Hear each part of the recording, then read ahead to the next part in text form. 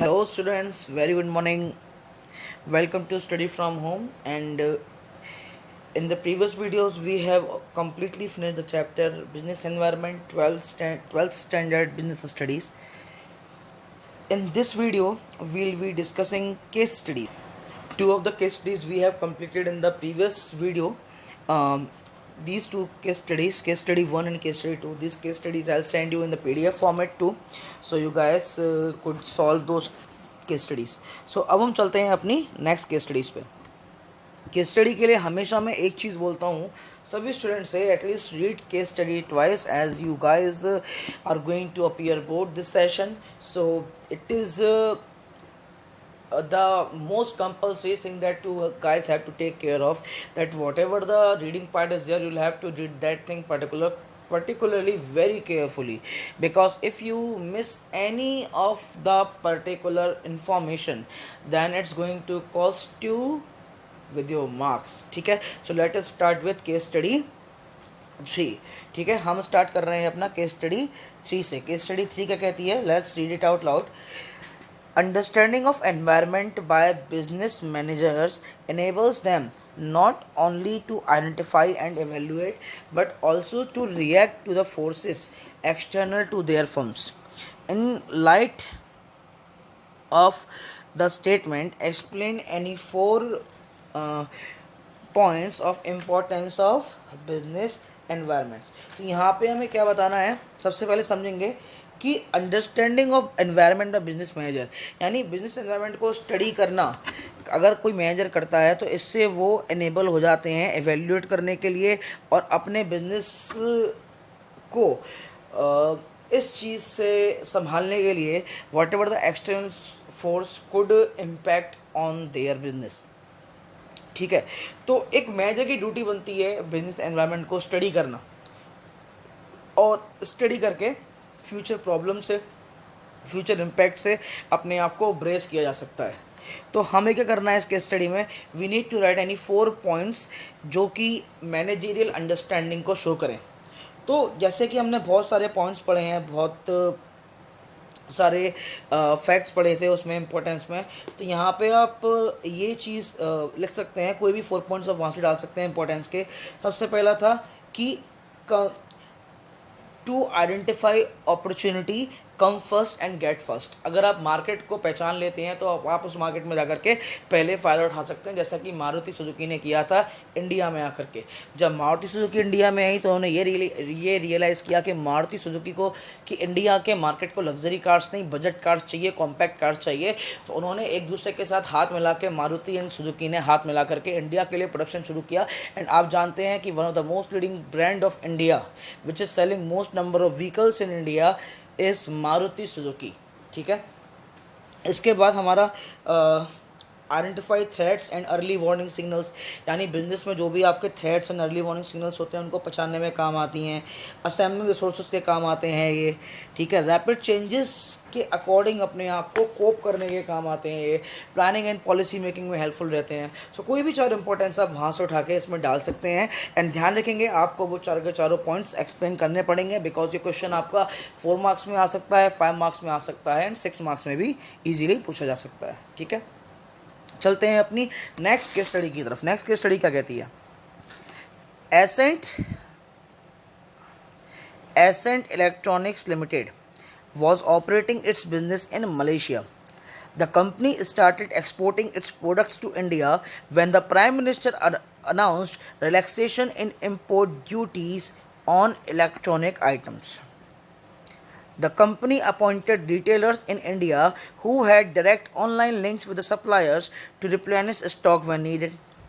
Identify and explain the dimension of business environment discussed in the above case. Definitely यहाँ पे जो आपका environment बनेगा वो एनवायरनमेंट आपका बनेगा कौन सा, तो डायमेंशन जो यहाँ पे कैलकुलेट किया जाएगा वो होगा हमारा इकोनॉमिक डायमेंशन. ठीक है, क्यों, बिकॉज जो आपका इम्पोर्ट एंड एक्सपोर्ट्स होता है, import and exports are part of national income. Import and export आपका नेशनल इनकम का पार्ट है, एंड जो चीज़ नेशनल इनकम का पार्ट है वो सीधा सीधा इकोनॉमिक्स से रिलेटेड होती है. तो यहाँ पे जो डायमेंशन होगा that would be the economic dimension. And यहाँ पे आपको क्या करना है, यहाँ पे आपको इकोनॉमिक डायमेंशन जो है एक्सप्लेन करना पड़ेगा. आपको बताना पड़ेगा कि ये इकोनॉमिक डायमेंशन क्यों है, ठीक है। इस चीज़ का ध्यान रखें कि आपको पॉइंट टू पॉइंट चीज़ें एक्सप्लेन करनी है। केस स्टडी का मतलब वन वर्ड आंसर नहीं होता, you need to elaborate your answer in a way so it could be easily understood by the examiner, ठीक है। केस स्टडी नंबर 5 देख लेते हैं। केस स्टडी नंबर 5 क्या कहती है? The court passed an order that all schools must have water purifier to the school children, as society in general is more connected about quality of life. Innovative techniques are being developed to manufacture water purifier at competitive rates. Incomes are rising and children at home are also drinking purified water. The government is also showing positive attitude towards the water purifier business. Identify the different dimension of business environment by quoting from the above details. सबसे पहले जो dimension की बात करते हैं हम, जो हमारा डायमेंशन ऑफ बिजनेस एनवायरनमेंट है, उसमें सबसे इम्पॉर्टेंट जो चीज़ है, पहला जो पॉइंट है सोसाइटी। सोसाइटी से रिलेटेड अगर कोई बात आती है तो ये कौन सा एनवायरनमेंट हो गया? ये आपका हो गया सोशल एनवायरनमेंट, ठीक है। ऐसे मैंने इसको यहाँ पे डिनोट कर दिया है। इनोवेटिव टेक्निक्स की बात कर दी हमने, तो टेक्निक्स के रिगार्डिंग कोई भी बात आ जाती है तो वहाँ पर टेक्निकल एनवायरनमेंट हो गया, ठीक है। And incomes are rising and children at home are also drinking purified water. The government is also showing positive attitude towards the water purifier business. Identify the different dimension of business environment by quoting the line from of details. तो आपका जो social environment में आ जाएगा हमारा पहला वाला part, ठीक है। और उसके बाद ये हमारा सोशल एनवायरनमेंट आ गया, ये हमारा टेक्निकल एनवायरनमेंट आ गया। और सबसे पहले जो हमारी जो पहली लाइन थी, the court passed an order, court का ऑर्डर पास हो गया। तो कोर्ट का ऑर्डर पास होने का मतलब आप जानते हैं, ये एनवायरनमेंट आपका लीगल हो गया, ठीक है। STL, ठीक है। ये तीन चीज़ें मैंने यहाँ पे लिख दी हैं। और अगर इनकम से रिलेटेड कोई भी चीज़ होती है तो वहाँ पे हमारा इकोनॉमिकल एनवायरनमेंट हो सकता है, ठीक है। और अगर गवर्नमेंट इस चीज़ को, देखिए इनकम से रिलेटेड अगर बात आती है, लोगों की इनकम से रिलेटेड बात हो रही है, तो यहाँ पे हमारा इकोनॉमिकल एनवायरनमेंट भी हो सकता है इस लाइन से। उसके अलावा government is showing positive attitude towards the water purifying business, तो इस लाइन को कोट करके लिख देंगे क्या हम? गवर्नमेंट एनवायरनमेंट, ठीक है। यानी कि गवर्नमेंट इन्फ्लुएंस, यानी गवर्नमेंट किस तरह से बिजनेस एनवायरनमेंट को इफेक्ट कर रही है। गवर्नमेंट यानी कि पॉलिटिकल एनवायरनमेंट। तो सबसे पहले लीगल एनवायरनमेंट, उसके बाद हमारा सोशल एनवायरनमेंट फर्स्ट वाले पॉइंट में, सेकंड में हमारा टेक्निकल एनवायरनमेंट, ठीक है। उसके बाद हमारा जो फर्स्ट लाइन है उसमें तो लीगल ही होगा। उसके बाद incomes are rising, economical environment, and the government is also showing positive attitude, political environment, ठीक है। तो इस तरह से यहाँ पे हमारे 5 डायमेंशन एक केस में लग गए हैं। तो आपको ये पांचों एक एक लाइन में एक्सप्लेन करने पड़ेंगे, जिससे कि आपको उसी के रेस्पेक्ट में मार्क्स प्रोवाइड हो सकें। अगेन एक और केस है कोर्ट से रिलेटेड। देखिए कोर्ट के जजमेंट के रिगार्डिंग कोई भी केस आता है तो वहाँ पे अगर डायमेंशन पूछ रहा हो उस केस में, तो आंख बंद करके आप लगा दीजिए, क्या लगा दीजिए? लीगल एनवायरनमेंट, ठीक है। जो लीगल कंपोनेंट है वो लगा दीजिए बिजनेस एनवायरनमेंट के। द कोर्ट पास पढ़ते हैं, the court pass an order to ban polythene bags as these bags are creating many environmental problems which affect the life of people in general। देखिए again वही वाली बात करूँगा मैं, अगर इसमें डायमेंशन पूछा जाता है तो, लेकिन पहले पूरी केस स्टडी को पढ़ लेते हैं। सेकंड पॉइंट क्या कहता है? Society in general is most concern about the quality of life. The government decided to give subsidy to jute industry to promote this business. Innovative techniques are being developed to manufacture jute bags at low rates. Incomes are rising and people can afford to buy these bags. ठीक है?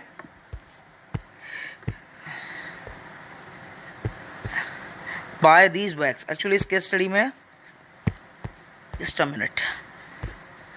People can afford to buy these bags. तो इतनी information given है, उसके basis पर हमको क्या करना है? हमको अगेन इस केस में भी डायमेंशन फाइंड आउट करने हैं। तो court pass an order, legal environment, ठीक है। उसके बाद हमारा bags are creating many environmental problems, social environment and society in general more concern about the quality of life.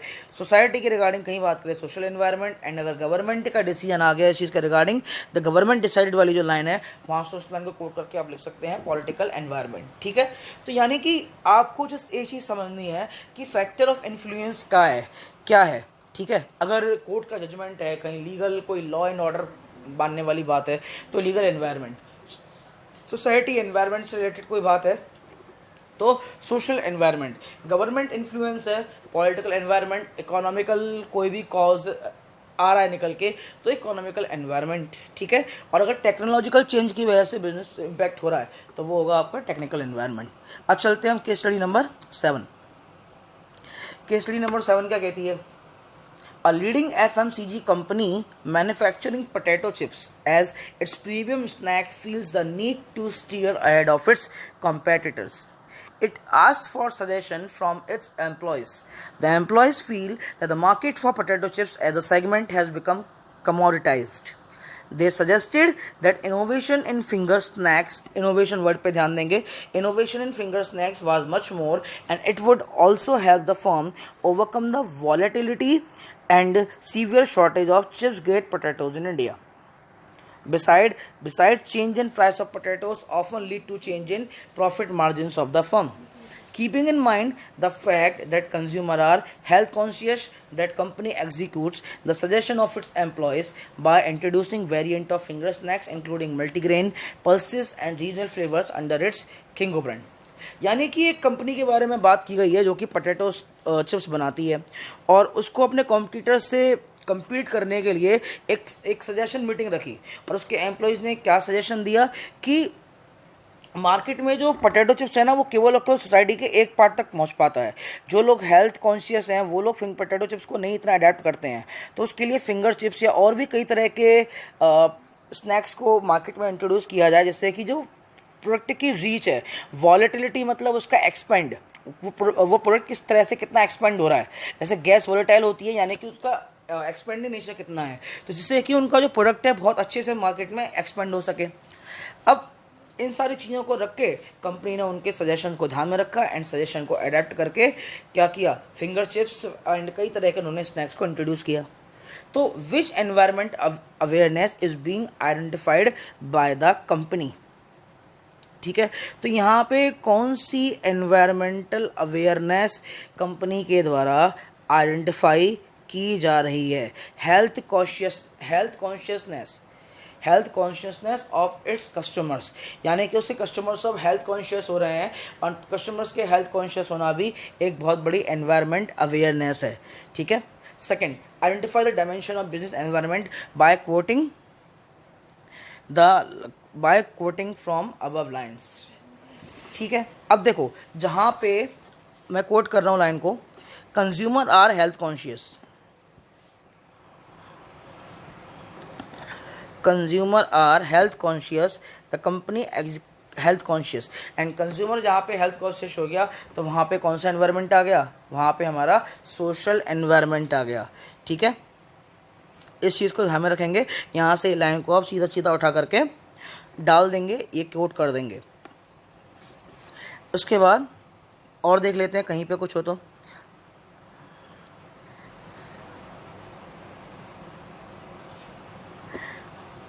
नहीं, एक ही है। ठीक है, define the dimension so identified above, यहाँ पे आप सोशल एनवायरनमेंट को डिफाइन भी कर सकते हैं और list any 2 values shown by the company. तो सबसे पहली वैल्यू जो कंपनी ने शोन की है that company is getting suggestion from the employees. जब एक कंपनी अपने एम्प्लॉयज़ के सजेशन को वैल्यू देती है, सजेशन लेती है, तो उसका मतलब वो मैनेजमेंट प्रिंसिपल्स को बहुत अच्छे से फॉलो कर रही है, बिकॉज यहाँ से आपके एम्प्लॉय का फेथ बनेगा आपके बिजनेस के ऊपर and when employees are having faith over your business then definitely they are going to get you good result for your business. ठीक है, पहली वैल्यू ये हो गई। सेकेंड वैल्यू ये है, company is concern about the health of all those customer who are consuming their products. Company को उनके हेल्थ के बारे में भी चिंता है, इस वजह से नया एक प्रोडक्ट मार्केट में लाना चाहती हैं। तो 2 वैल्यू हमारी हो गई जो कंपनी शो करना चाहती है। ठीक है, इसके साथ हम चलते हैं। ध्यान रखेंगे एक चीज़ आगे चलने से पहले कि क्वेश्चंस को, आंसर्स को एलैबोरेट अच्छे से करेंगे, चीज़ों को समझेंगे कि कहना क्या चाहता है, and at least read every case study twice. Question number 8। Tara, after completing her MBA, decided to go for a startup. After surveying the market and studying the need of well-informed customers, she decided to start online apparel store rather than going in for brick and mortar clothing store. यहाँ पे एक लड़की के बारे में बात की गई है, एंड उस लड़की का नाम क्या है? लड़की का नाम है तारा। ठीक है, अब तारा क्या है, तारा ने अपनी एमबीए फिनिश कर ली, एंड वो क्या है, वो जॉब नहीं करना चाहती। जॉब करने की बजाय वो किस चीज़ में इंटरेस्टेड है? वो अपने बिजनेस स्टार्टअप में इंटरेस्टेड है। एंड उसने क्या किया, उसने मार्केट का सर्वे किया, यानी बिजनेस एनवायरनमेंट का स्टडी की। उसके बाद she decided to start an online apparel store rather than going in for brick and mortar clothing store.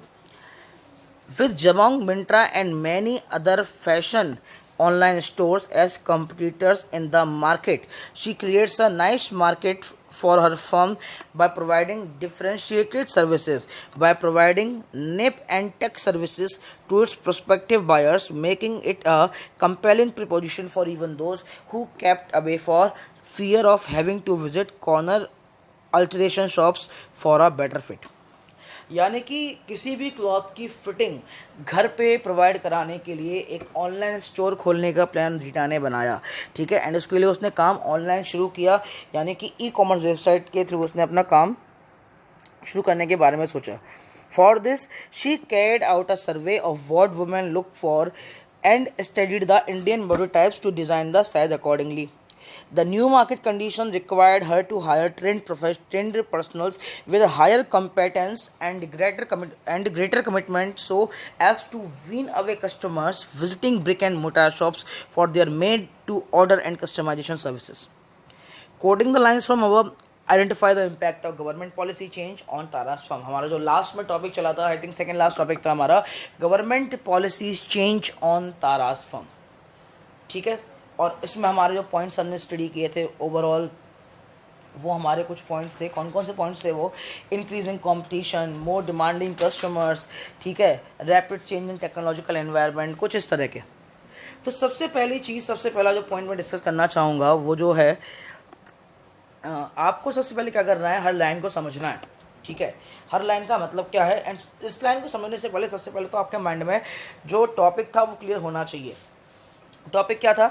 Impact of government policy change on Tara's firm, या फिर ऑन एनी पर्टिकुलर फर्म। यहाँ पे तारा की firm की बात नहीं है, किसी भी फर्म पे गवर्नमेंट की पॉलिसी चेंज का क्या इम्पैक्ट पड़ेगा। तो सबसे पहले पॉलिसी चेंज की बात मैं कर लूँ, मार्केट ओरिएंटेशन। मार्केट ओरिएंटेशन हमें कहाँ मिलेगा? देखो, वो आपको मिल जाएगा बिगनिंग में। क्या? She decided to start an online apparel store rather than going for brick and mortar clothing store with Jabong, Myntra and many other fashion online store as competitors in the market. तो इस लाइन का मतलब है आपका market orientation, जो मैंने पहले ही आपकी 3 लाइन स्प्लिटिंग में ब्लैक से जो अंडरलाइंड है। ठीक है, मार्केट ओरिएंटेशन का मतलब क्या होता है? मार्केट ओरिएंटेशन का मतलब होता है कि सबसे पहले आपको जो भी प्लानिंग करनी है वो सारी की सारी आपकी प्लानिंग मार्केट बेस पे होनी चाहिए।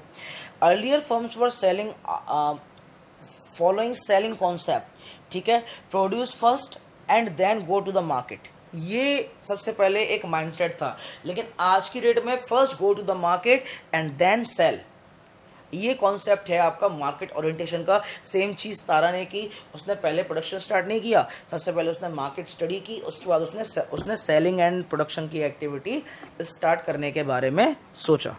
ठीक है, ये होगी हमारी फर्स्ट 3 लाइन्स। इसके बाद जो पॉइंट हमारा आएगा, वो पॉइंट आएगा हमारा क्या? वो है need for developing human resources. कैसे? The new market condition required her to hire trained personnel with higher competence and greater commitment, so as to win away customers visiting brick and mortar shops for their made to order customization. यानी कि जो customer को चाहिए, customer को क्या चाहिए? Customer को जो भी रिक्वायरमेंट चाहिए वो पॉसिबल तब है जब उनके पास एक कंपेटेंट ह्यूमन रिसोर्स हो, यानी कि उनको अपने ह्यूमन रिसोर्स को भी डेवलप करने की ज़रूरत थी, एक ऐसे ह्यूमन रिसोर्स को हायर करने की ज़रूरत थी जो उनके बिजनेस के काम आ सकें, उनकी मार्केट स्टैंडिंग को, उनके एग्जिस्टेंस को बढ़ावा दे सकें। ठीक है, तो ये चीज़ आपकी आगे, need for developing human resources. ठीक है, उसके बाद जो एक और लाइन हम यहाँ से क्वेट कर सकते हैं वो हम उठा सकते हैं कहाँ से, यहाँ से, with Jabong, Myntra and many other fashion online store as competitors in the market.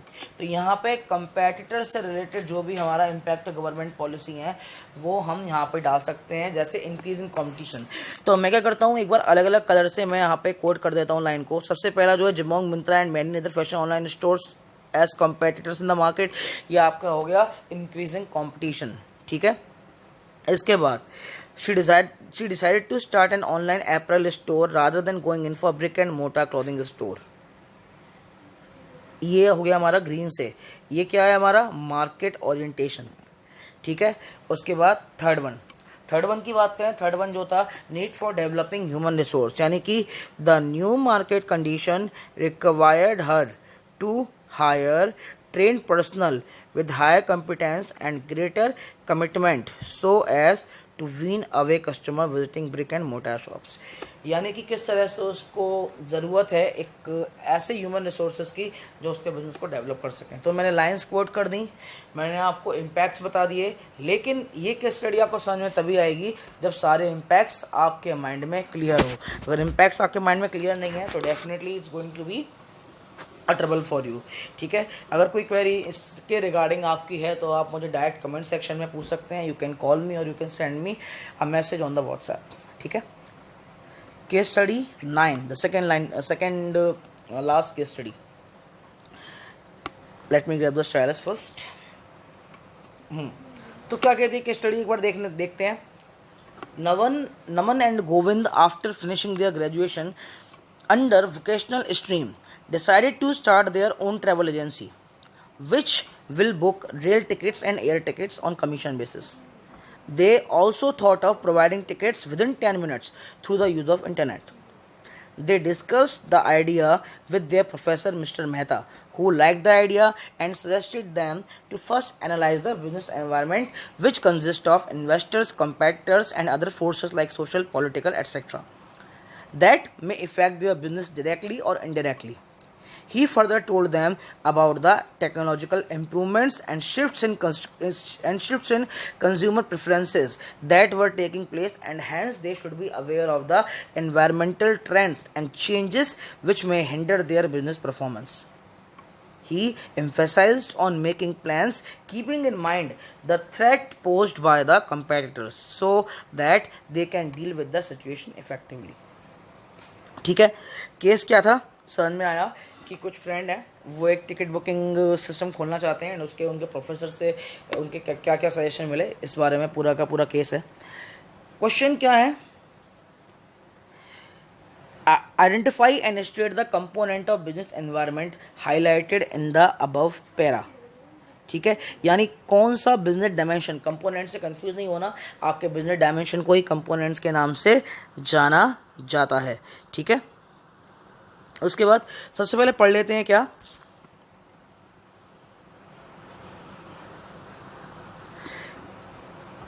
First, analyze the business environment which consists of investors, competitors, and other forces like social business environment which consists of affect their business directly or indirectly. Technological improvements की बात की गई है। ठीक है, and shift in consumer preference की। Technological improvement की बात करें तो टेक्निकल कंपोनेंट, यानी कि technical environment of that particular business environment, जिस डायमेंशन की बात की गई है टेक्निकल डायमेंशन की बात की गई है यहाँ पे। और यहाँ पे कंज्यूमर प्रेफरेंस में टेक्निकल इम्प्रूवमेंट से हमारी कौन सी बात की गई है, हमारा जो टेक्निकल एनवायरनमेंट था बिजनेस एनवायरनमेंट के डायमेंशन के अंदर। ठीक है, एंड कंज्यूमर प्रेफरेंसेस से क्या बात की गई है, सोशल एनवायरनमेंट की बात की गई है। ठीक है, तो यहाँ पे दो बिजनेस डायमेंशन के बारे में बताया गया है। State any two feature of business environment as discussed by Professor Mehta with professor Mehta with Naman and Govind. ठीक है, अब मिस्टर मेहता ने कुछ फीचर्स के बारे में बात की है, किससे? नमन एंड गोविंद से। तो सबसे पहले जो फीचर उन्होंने बताया कि अबाउट द एक्सटर्नल फोर्सेस, कि आप जो बिजनेस खोल रहे हो, जैसे first analyse the business environment which consist of investor, competitors and other forces like social, political etcetera. हमारा पहला फीचर क्या था? ऑल द एक्सटर्नल फोर्सेस, यानी कि आपको बिजनेस स्टार्ट करने से पहले सारी की सारी एक्सटर्नल फोर्स को स्टडी करना चाहिए। तो पहले हमारा आ जाएगा पहला feature all the external forces. ठीक है, उसके बाद उन्होंने किस चीज़ के बारे में बात की है? उसके बाद उन्होंने बात की है डायरेक्टली और इनडायरेक्टली। ठीक है, डायरेक्टली एंड इनडायरेक्टली का मतलब यानी कि जितनी भी आपकी फोर्सेस हैं, स्पेसिफिक एंड जनरल फोर्सेस के बारे में भी बात की गई है। कौन सी फोर्सेस आपकी जनरल फोर्सेस हैं एंड कौन सी फोर्सेस आपकी स्पेसिफिक फोर्सेस हैं। जैसे कि आपका इन्वेस्टर्स है, इन्वेस्टर अगर आपके बिजनेस को इम्पैक्ट कर रहा है तो ये आपका स्पेसिफिक फोर्स है, ना कि आपका जनरल और एक्सटर्नल फोर्स। ठीक है, तो इस तरह के कोई भी दो बिजनेस फीचर आप यहाँ पे ले सकते हैं, या आपको जो ठीक लगे जो यहाँ पे इम्प्लीमेंट हो सकता है वो आप अपना आंसर भी यहाँ पे इम्प्लीमेंट कर सकते हैं। Third, also state 2 points of importance of business environment as stated by Professor Mehta in above situation। इसके अलावा importance of business environment के बारे में बताना है, जो मैं तो डेफिनेटली नहीं बताने वाला हूँ, पूरा चैप्टर ऑलमोस्ट हो चुका है। तो इम्पोर्टेंस केस के अकॉर्डिंग आप यहाँ पे अपने मन से डालेंगे। ठीक है, इसी के साथ इस केस को भी मैं यहाँ पे ख़त्म करता हूँ। केस स्टडी नंबर 10 क्या कहते हैं? Case study number 10, cab service company Uber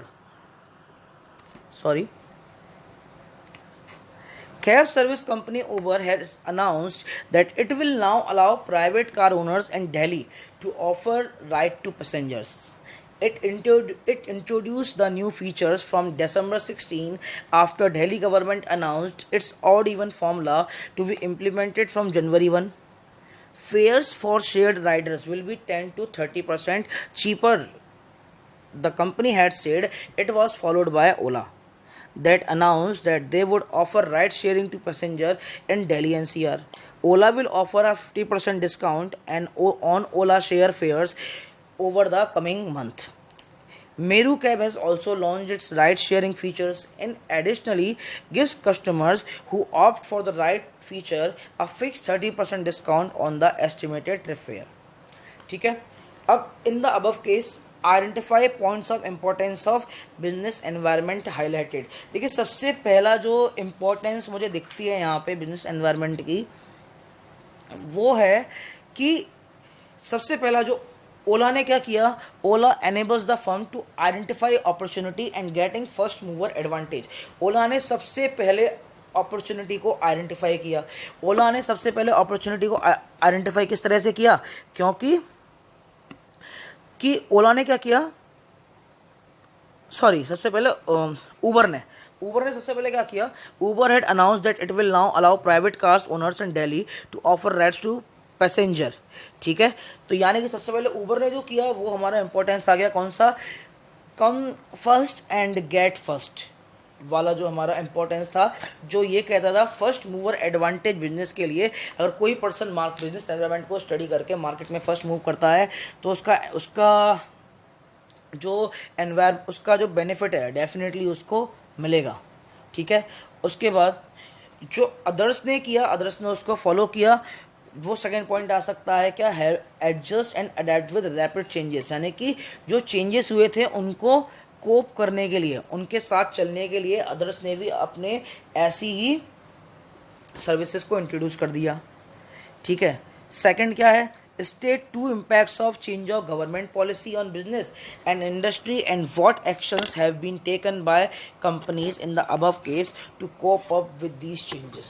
ठीक है, तो सेकंड वाला जो क्वेश्चन है वो आप खुद से लिखेंगे, बिकॉज केस स्टडी नंबर 8 में गवर्नमेंट पॉलिसी चेंजेस को लेकर के मैंने डिस्कस किया था, तो वहाँ से एग्जांपल लेके केस को अच्छे समझ के आप इस केस को कर सकते हैं। एंड उसके बाद भी कोई क्वेरी आपकी बनती है तो कॉल मी व्हाट्सएप मी और ask me in the comment section. इसी के साथ इस वीडियो को मैं यहीं फिनिश करता हूँ। Thank you students, stay tune to my channel for more content like this. Have a nice day.